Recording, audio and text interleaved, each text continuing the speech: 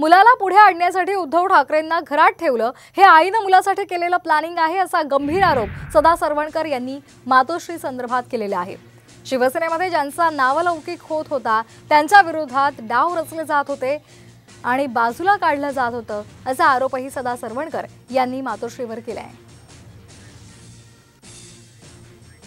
जे दिसतंय पण अतिशय कपटी मुलाला पुढे आणण्यासाठी मातोश्रीनं केलेला एक अट्टहास म्हणजे जे उद्धव साहेबांना 2.5 वर्ष घरात कोंडून ठेवलं, त्याला घरात कोंडून ठेवायचं, मुलाला थोडं पुढे आणायचं आणि मग त्याला मुख्यमंत्री बनवायचं, हे त्याच्या मागचं एक आईचं असलेलं प्लॅनिंग आहे। सदा सरवणकर सारख्या लोकांच्या बद्दल आणि त्यांच्या एकूण बौद्धिक क्षमतेबद्दल आपण अपार करुणा व्यक्त करावी।